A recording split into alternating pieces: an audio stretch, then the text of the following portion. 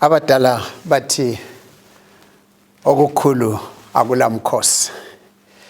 Batsho nje ngenxa yokuba bebabaza into eyenzakeleyo ubana amazwi angeke ayichasise, ayicazulule, ayibeke ngendlela eyiyo. Ngamazwi okubabaza into enkulu eyabe yenzakele. Namhlanje ngithi mina kithi sonke okukhulu kakulamkhosi. Ngisitsho ukubana ake sibabazeni lokho uThixo ayikho khona. Empilweni zethu asimkhonzeni uThixo, simnike udumo, simbabaze, siphelele ngamazwi ngenxa yokubana sisehluleka ukumchasisa, kodwa sitshengisa intokozo yethu ngalokho ayikho khona kithi. Umhlabeleli nxa ehlabela lapha kusihlabelelo sika 103, Psalm 103. Umhlabeleli uthi yena, bless the Lord, O my soul, and all that is within me. Bless his holy name. Bless the Lord, O my soul, and forget not all his benefits. Abesezilandelisela i-benefits azitshoyo uthi yena, he who forgives all our iniquities, who heals all our diseases, who redeems your life from destruction, who crowns you with all loving kindness and tender mercies, who satisfies your mouth with good things, so that your youth is renewed like that of the eagle. Uyehla elandisa izinto athi yena asimbabazeni uThixo, asimdumiseni uThixo, asiphakamiseni igama lakhe ngalokho ayikho khona. Ehle aze ayefika nxa usufika kuverse 12 uthena yena kasixoleli kuphela kodwa sixolela ngendlela esingeza ke siyilinganise. Uthatha izono zethu azibeke zibe khatshana njengempumalanga lentshonalanga. Umsa kaThixo uphakeme, singeke siuqede, wedlula uze wedlulela lapha isibhakabhaka esikhona. Umhlabeleli lapha uthena asiyekeleni ukuchotshobala, asiyekeleni ukudana, akukhathalekile okwenzakala empilweni yethu. Umhlabeleli uthena kungeke kube kukhulu kwehlule ubukhulu lomusa kaThixo. Lanxa inhlupho zikhona, lanxa ubuzima bukhona, umhlabeleli uthena akungeke kuqede intokozo yokubabaza lokudumisa uThixo. Empilweni zethu asizinikeni ithuba simbonge uThixo. Yekela ukuvuka udanile, yekela ukutshona ukhala, yekela utshona uhlulukelwe, kodwa woba ngumuntu obona ubukhulu lobukhosi bukaJehova. Nxa ukhangele isihlabelelo, akuthathe ithuba ukhangele isihlabelelo mhlawumbe uqalise ku145 usiyafika ku150. U145 uza kutshela ukubana ngiyakukuphakamisa wena uNkulunkulu wami. Nkosi, ngilithuse igama lakho phakade naphakade.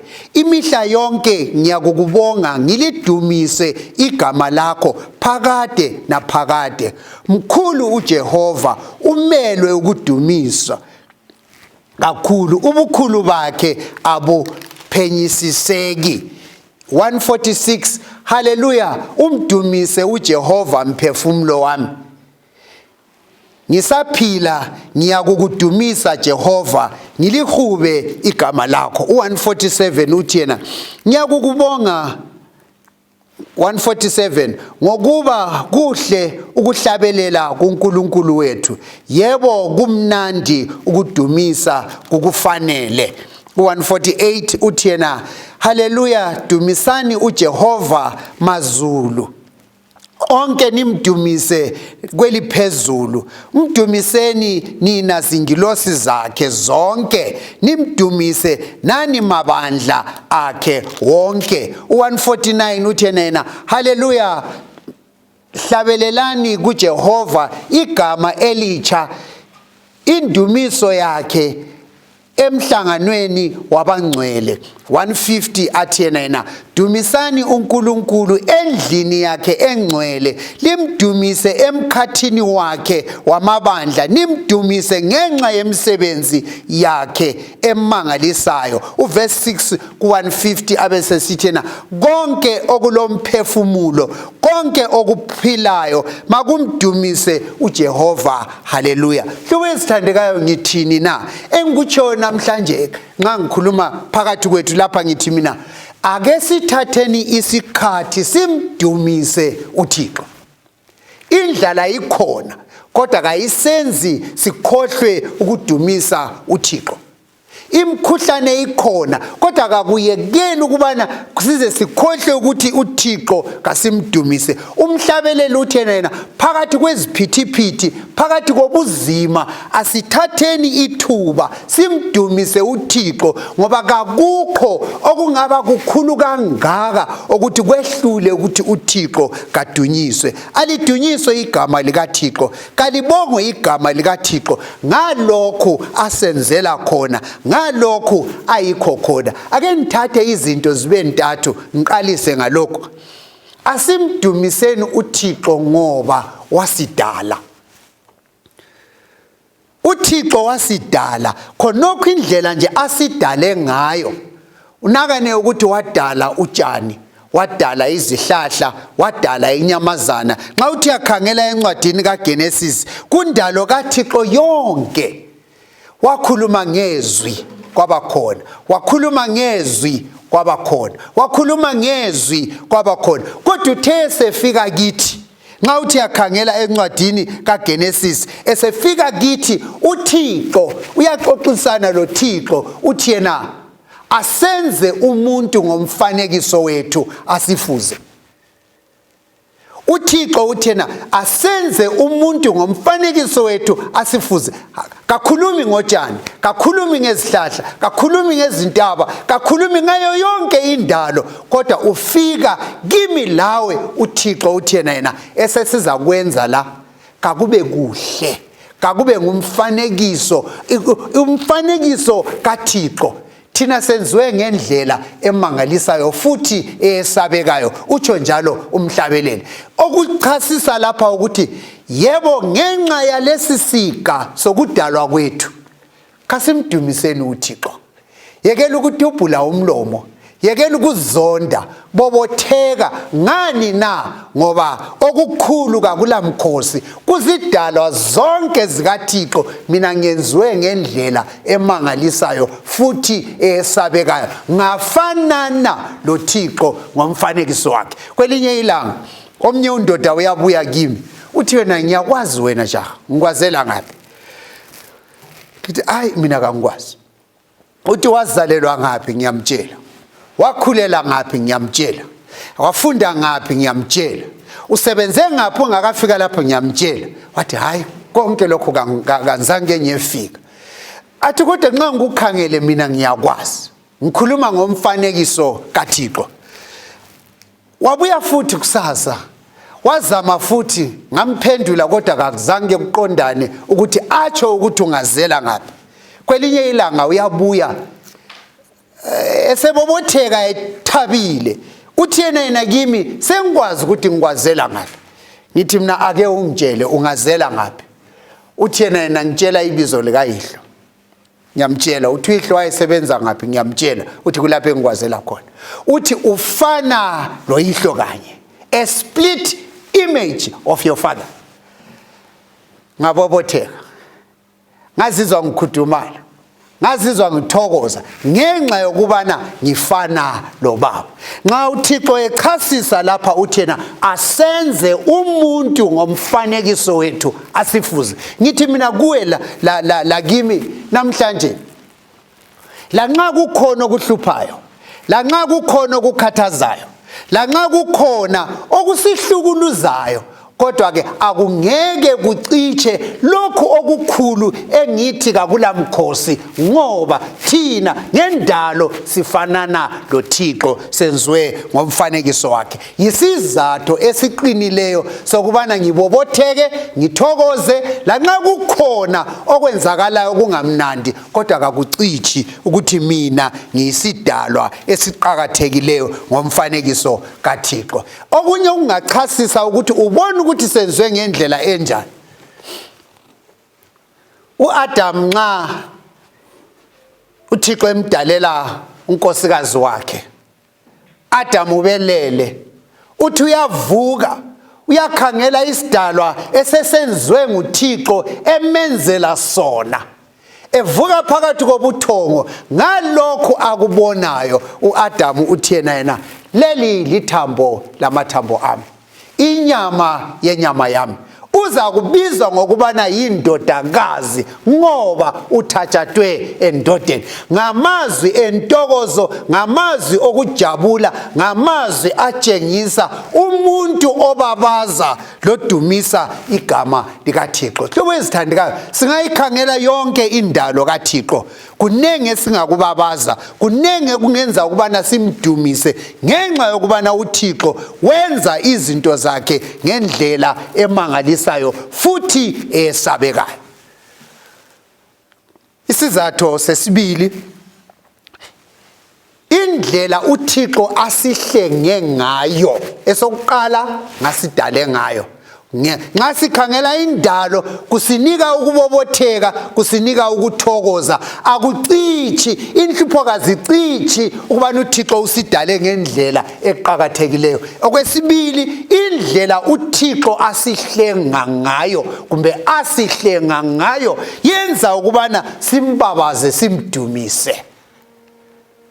USathane wayeqonde ukubana asicije, wipe us out, delete. Hayi khona ukuthi akubulala kuchiwe lokhu uyisidumbu, hayi. Akuchaya kuciche ube ngumlotha, akuphephethe usalungekho, delete, wipe out. Kodwa uThixo kavumanga ukubana siphele ngenxa kaSathane. Nakana isono sesingene emhlabeni, ngifuna ukukuthatha ku-process ye-redemption, ku-process yensindiso ukubana uThixo wenza njani. uAdam nguye osezithathele isono, uAdam nguye osezithengisile ebubini, uAdam usevumile ukubulawa nguSathane aphele. uThixo ngomsa wakhe uyehla, uThixo ngomsa wakhe uyeza, uyamdinga, uyamemeza uAdam.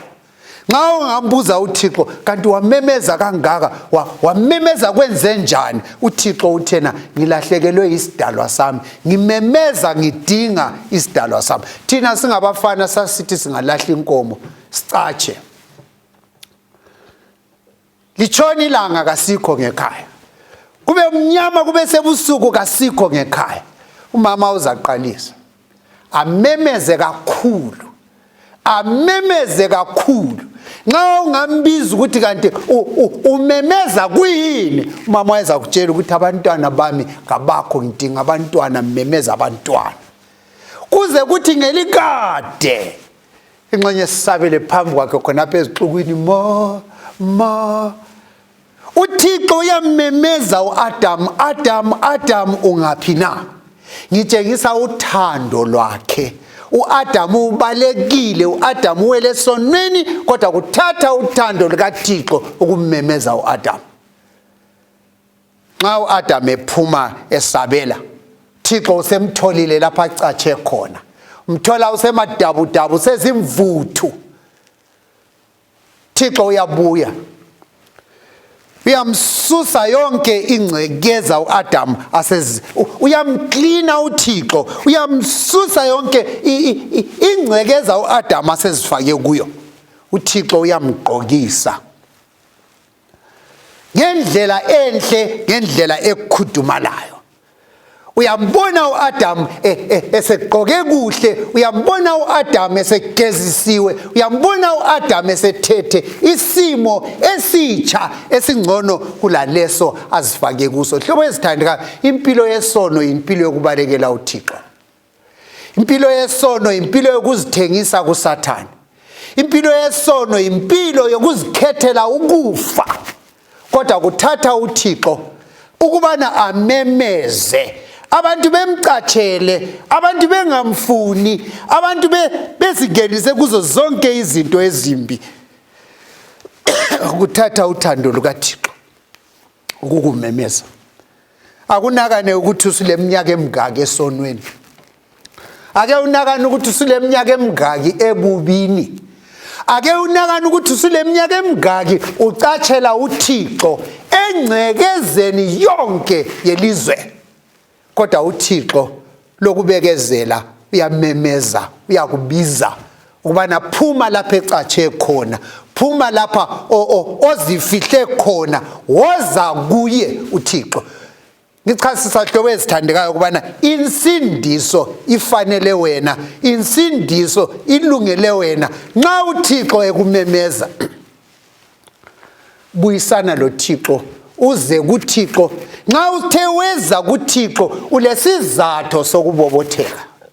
Bekumele ukuthi ngawufile, bekumele ukuthi ngawulahliwe, bekumele ukuthi ngaka ukho, kodwa ulapha ngenxa kaThixo. So ke ngithi mina kukhulu okungalamkhosi okwenzakala ngeyakho impilo, ukubana obekumele alahlwe kalahlwanga, okumele afe ngafanga, okade kumele achithwe kachithwanga.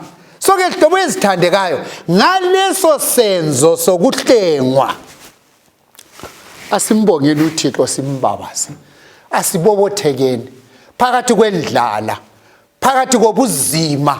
Libobothekelani na? Sibobothekela insindiso evela kuJesu, ukubana thina singafanele, thina siyizoni, thina kumele silahlwe, kodwa ngoJesu sibizwa kuthiwe singabantwana bombuso kaThixo. Asimbongeni uThixo. uThixo nxa esisindisa akasebenzisi remote control, akasebenzisi nje ipress button ukuthi nayi khona. Njalo futhi nxa uThixo esisindisa, it's not a one off thing. Sengimbizile uAdam, sengimgqokisile uAdam abese chiya zihambele. Kenzi njalo uThixo. Nxa uThixo ekusindisa, uhlala lawe, ukhwehlele akwelaphe, ulambe akunika ukudla, ungcole akugezise. Ngichasisa ukubana insindiso is a process. Kuningi uThixo asenzela khona kuyona le indaba yensindiso, ngoba isono ukwenziwa kwaso kumele sikudle uphila, sikuqede ube zimvuthu. Kodwa kuthatha umsaka Thixo ukuthi ngaphi isono siyakudla, yena ngapha uyakwakha, ngaphi isono siyakuchitha, yena ngapha uyakubutha, ngaphi isono siyakuthaphuza, yena ngapha. uThixo ngendlela asithanda ngayo kufanele ukubana simbonge, simdumise ngalokho akwenzayo. uDavida yena nxa echasisa uthi yena uJehova ungumalusi wami. uDavida uthi yena mina phakathi kwengozi zonke ezikhona ibodyguard yami uThixo. Mina ngike ngaba le bodyguard empilweni. Ufuna ukulitshela hlobo edadeka, alizange likubone futhi kanti kuzwanga vuma ninditshele. Ngifike ngelinye ilanga eKenya, ngithi ngikhonale lo engangimethekelele abese sithi yena baza kuhambisa kuMasai market. Masai market uthi ye abasethi khupha nje isudu, just dress down, khupha nje isudu, bese ngigqoka nje, hayi lami nilingana ngigqoka nje. Abese buya ujaha kuthi kona thatha umfundisi hamba laye eMasai market. Jaha lwana phethe umbhobho, abese thatha umbhobho wakhe uhlohla lapha ngaphansi, thatha iyembe yakhe avala umbhobho lwana, hambe lami eMasai market. kuyaphithizela abantu baningi. Mina ngiyahamba undoda nxa sekufika phakathi kwesixuku sabantu abaningi wayesithi so amfake la afihle ngaphi izandla afihle ngalesi sandla ahambe nzenje mina ngihambe phakathi kwezandla ezivikeleyo ngapha indoda le ilombhobho owezakaza kakantinte. Angikwazi ukuthi umbhobho lona uzakwenzani kodwa ngigcinwe ibodyguard engivikela phakathi kweziphithiphithi zemarket okugcwele amasela okugcwele amatsotsi okugcwele izigangi kodwa kule ndoda ehamba ivula izandla mina ngihamba phakathi kwezandla zendoda isiqhaga sendoda senzenje sitoma umbhobho. Sayibhodi Masai Market abantu behamba bemvulela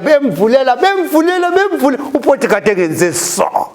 uDavida uthi yena mina angilindwa indoda le elezandla ezinje hayi uthi eyami bodyguard ayisiyela no security guard wakawozela lale hayi uDavida uthi yena eyami bodyguard ayisiye lo general wearmy hayi eyami bodyguard nguThixo uSomandla umnikazi wezulu lomhlaba. Uthi nxa kunjalo uDavida angiyi kwesaba loba yini uSathane angayenza kimi. Ngicasisela ngobodyguard these siyalala khona le futhi eKenya ngahanjiswa endlini enhle kwathiwa khona uzalala la ataku right so kodwa uthe wayekhona undoda wayelindile ku right these chayisa lwana belinde emini sokubuya lo linde ebusuku kwabuya indoda ele bow and arrow.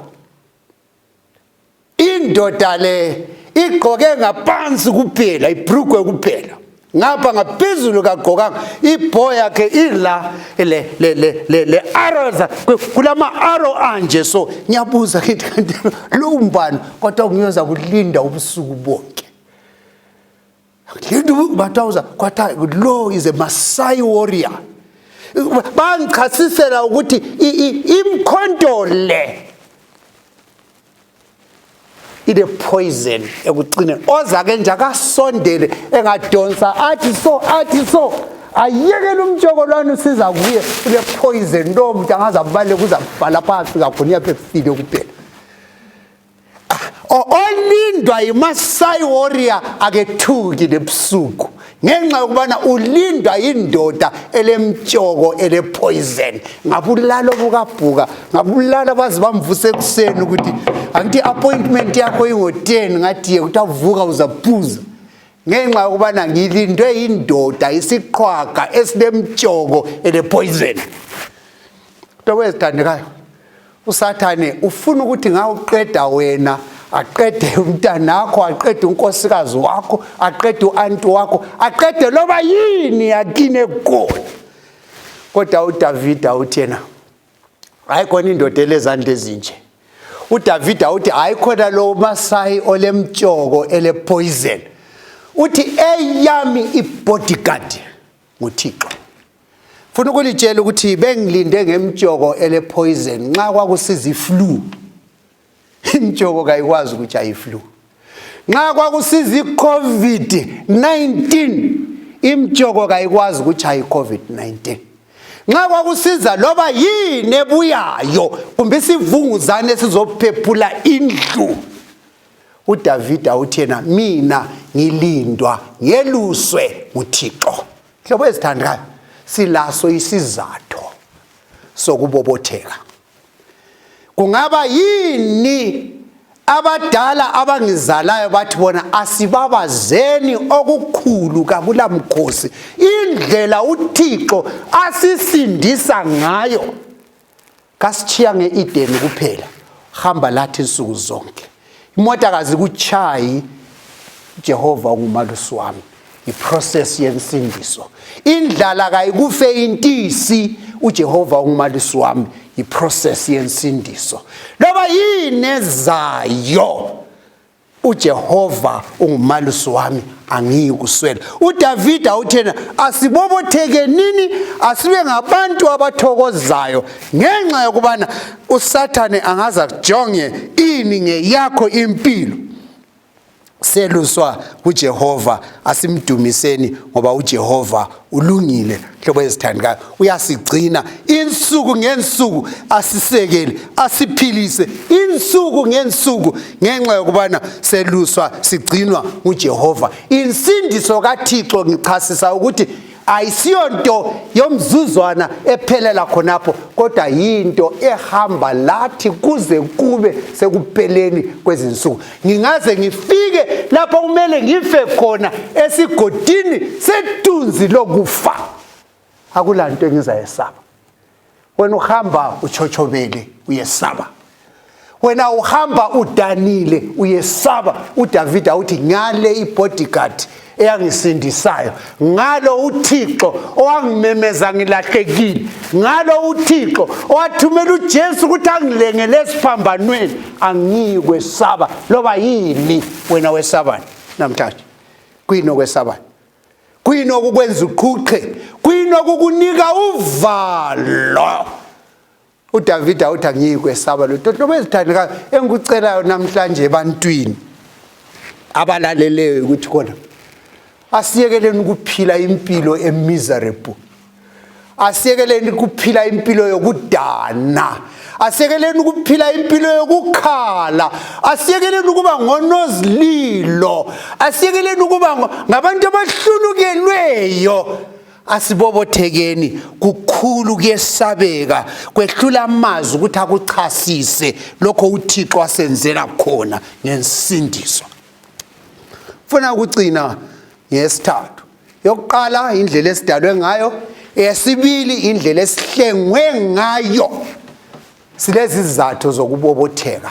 Lanxa kukubi, lanxa kusesabeka, lanxa abanye bekhala, kabakhala bakhalayo, thina sisoze sikhale ngoba sidalwe ngendlela emangalisayo, ebobothekisayo, sisindiswe ngendlela emangalisayo, eyenza sibabaze ukuthi kwakumele siphile, kodwa uThixo wala. Ngalokho silesizathu sokubobotheka. Eyokucina hlobo ezithandekayo, eyokucina hlobo ezithandekayo, uThixo uzambhubhisa amdilize uSathane. uThixo ule plani ayimisileyo. uSathane osehlupha abantu kangaka, uSathane osone kangaka, uSathane osedunga impilo zethu kangaka, uSathane osebuye lesihluko esibi kangaka. iBhayibheli lithi sigcino nguye.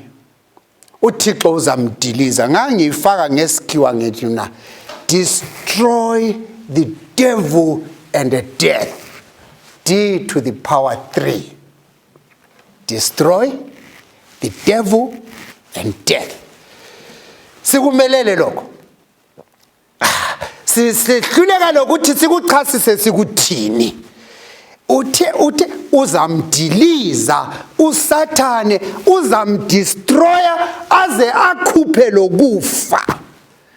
Ngakuthiwa sithi uzakhupha iflu, ngasisala sisenwayo ukuthi manje okunye kungavuka ke. Kodwa yonke into ezala ukufa, kungaba iflu, uzwile sengani ngiyavaleka iasthma, kungaba yini eyenza ukuba neimpilo zethu zifike lapho eziza kufa khona. uThixo uthena yena, bobothekani, jabulani lithokoze, ngenxa yokubana khonokho kudala inhlupho, khonokho kulikhathazayo, khonokho kulidubayo, khonokho kulizisa ubuhlungu, khonokho kwenza impilo zenu zingaphatheki kuhle. uJesu yeza. Xa ubala incwadi yeSambulo 22 ithi bheka uyeza masinyane. Akabuyi nje njengomuntu ovizitayo kumbe owedlulayo. Uyeza masinyane futhi kasoze aphuze, ngenxa yokuthi abantwana bakhe sebehluphekile. Nxa uThixo esiza, uzokhipha zonke ezibuhlungu, zonke ezibabayo, zonke ezesabekayo. uThixo uzokhipha zonke ezehlula ezihlukuluza abantwana bakhe. silesizathu sokubobotheka, silesizathu sokujabula, silesizathu sokwesula inyembezi, silesizathu sokuthi ubone sesiyeqayeqa leqa kwenze njani. uJesu yeza. Awuzwanga uJesu yeza. Uyeza uJesu. Uzokwenzani? Uzamdiliza uSathane. Uza kusuphuna ukufa lakho konke kwake kwahamba lokufa. uJesu uzokhipha ama-mask emakhaleni abantu awalahlele khatshana. Ayikho ni mask kuphela. Lokufa lo Sathane kuyahamba konke. uJesu uzokhipha yonke into eyesabekayo, yonke into ehlupha abantu, uzosuphuna alahlele khatshana. uPaul nxa eyichasisa etshela ibandla leKorinte, abaseKorinte bokuqala ngo-15 ivesi ngelika-26, uPaul uthi isitha sokucina esizadilizwa ikufa. Ukufa kuzasuswa, ukufa kuza kwehlukaniswa labantu. Yona linto ebikhalisa kangaka, yona linto ebifutha kangaka, yona linto ebilesihluku kangaka. uJesu uyeza masinyane uzoyidiliza ayikhiphe. Angazi ukuthi wena uyabusadaneleni, kuyini okuzondeleyo. Ngabe ngiyasithola isikhathi ngangiyahamba one by one ngithi kumbe wena ungusibanda, sibanda ntshela wena udaneleni. Yindaba sibanda uzondile. Ngibuye kuMandlovu, Mandlovu wena uhlutshwa yini? Kuyini okukwenza Mandlovu uchochobale? Uhlutshwa yini? Ngathi abantu banzonda, mina ngafelwa, mina ngathini. Bese sithi bathu uJesu uzakukhupha khonoko. Bese mbuza ke ukuthi njengoba sokukhutshiwe usazondeleni. Hlobo ezithandekayo, asiyekeleni ukudana. Kule ndaba ezimnandi ukuthi konke kubi kuzasuswa, hathi ukuthi kuphinde kuphenduke, kodwa kuzasuswa kungabe kusakuba khona. Ukufa kuzasuswa. Ngithatha ukufa ngibalekela kube ndopha into ezincane ezeze okuyikho sibini finally le terminus yenhlupho kuzasuswa ebantwini, kulahlwe. So ke lesizathu sokuthokoza, silesizathu sokusmayila, silesizathu sokuhamba even with a spring. Kungani uhamba ungani ule spring? uJesu uzakhipha ukufa asuse lo Sathane. Ngilesizathu sokuthokoza, yikho ngibabaza ngisithi mina okukhulu akulamkhosi okungazange kubonakale. uSathane insuku zakhe sezibaliwe ukuthi azodilizwa. Ukufa insuku zakhe sezibaliwe ukubana kuzosuswa. Nxa uPaul echasisela uTitus umfundisi omncane lapho kuTitus 2 verse 13 uthi leli kulithemba elibusisekileyo, ukuza kukaJesu ezodiliza ambhidlize uSathane. uPaul uthena kulithemba elibusisekileyo ukuthi amangcwaba azovulwa, abafile abathanda uJesu bakhitshwe, laba bavaleka ngeasma ezifubeni isuswe. Kulithemba elibusisekileyo. Hlobo ezithandekayo, ngithi mina khonokho angazi kuwe, mina kungenza ngingavumi ukuphila impilo yokudana. Lanxa ngingela mali angivumi ukuthi ukujomba kungiqedela intokozo, kangivumi. Lanxa abantu bengangithandi kangivumi ukuthi kungathandwa nguJohn, kungathandwa nguPeter bese kungenza ngidubeke. Kabangcithi uthando lwabo, kodwa ukhona onithandayo uyeza masinyane uJesu Kristu. Yikho ngikhuluma ekuseni. Yikho ngikhuluma ekuseni. Wena okudanisayo kwini? Mina ngiswelijaha. Uswelijaha eliza kufaka impama one day ubusudanela ijaha elinjalo. uJesu ijaha lamajaha uyeza uzosusa inhlupho zonke. Swelijaha kodwa bobotheka uJesu yeza. Mina kangilamsebenzi. Umsebenzi abaza kunika iminimum wage, abaza kurobha bakunika imali engasebenziyo. Hayi mina ngiyabobotheka. Imali kakilayo kodwa uJesu yeza uJesu nxa esiza ngizahamba on the streets of gold. I-gold yabe siyi-pavement kimi yokunyathela.